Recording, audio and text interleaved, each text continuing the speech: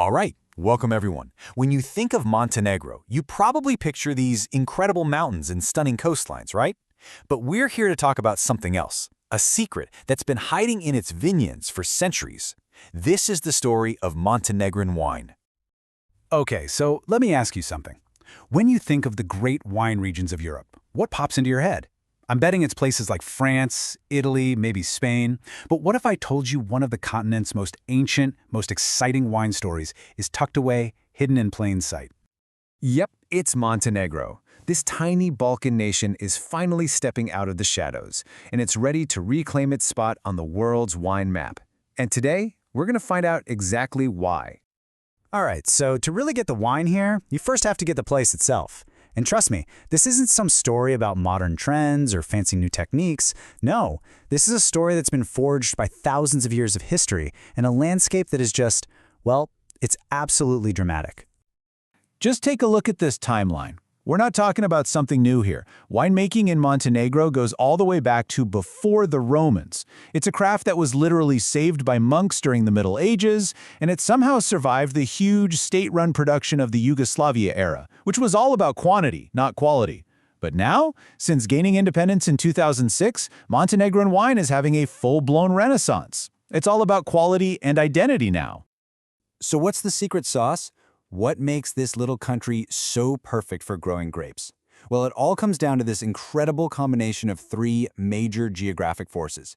They all work together in perfect harmony. I like to call it the terroir trio. First up, you've got the gorgeous Adriatic Sea. It brings that classic, warm Mediterranean climate, the vibe.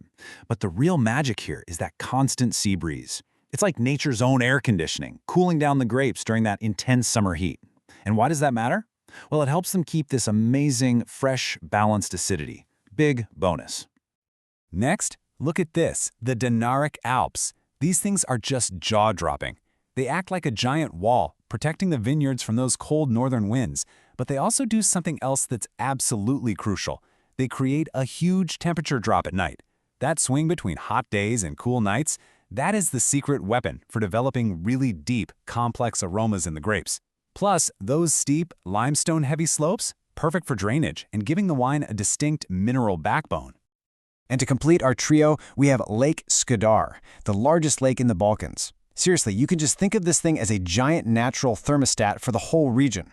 Its massive size helps moderate any extreme temperatures, whether it's too hot or too cold, creating this perfect little microclimate for all the vineyards surrounding it.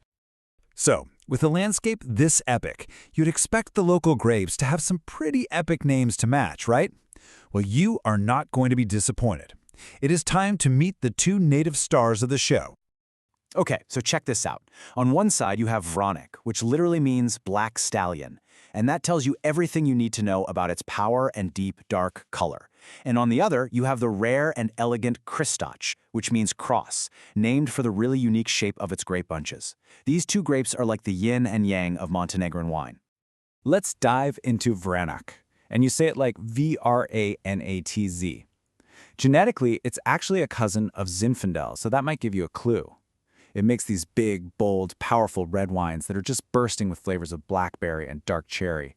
And it has this really firm tannic structure, which is the key to why it can age so beautifully. You let this wine sit for a few years and wow, those tannins soften up and you get these gorgeous, complex notes of chocolate, coffee, and spice. Just incredible. And then you have its complete opposite, Kristač, pronounced K-R-I-S-T-A-T-C-H. This white grape is so unique, it's grown almost nowhere else on Earth, and it is all about elegance and freshness. We're talking crisp, dry white wines with this zesty, vibrant acidity and a really distinct mineral character, that taste of whetstone or chalk. That's a direct taste of those limestone soils from the Dinaric Alps we were just talking about. It is literally like tasting the Adriatic coast in a glass. Okay, so we've got the history, we've got the incredible land, and we've met the grapes. So what happens when you bring it all together? Let's talk about how these wines really shine. At the dinner table. It's time to talk food. This is where it all connects. These wines are completely woven into the fabric of everyday Montenegrin life. You take a powerful, aged Vranac Reserva and you pair it with something like a rich roast lamb. Those tannins just slice right through the richness of the meat. A younger, fruity Vranac? That's the perfect match for their amazing local cured ham, the Negushki Pushut.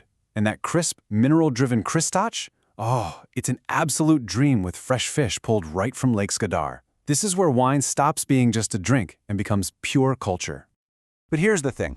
The story of Montenegrin wine isn't just about bigging up the past. It's about building a really dynamic and exciting future. So where is this all headed? Let's look at the next chapter.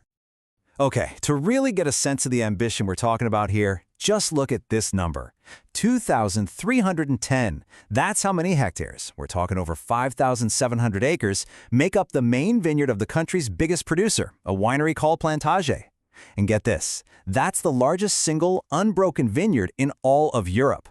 So yeah, this isn't some tiny little boutique operation. This is a country with serious scale and even more serious plans for the future. So their path forward is really clear, and it's built on 4 key pillars. First, innovation.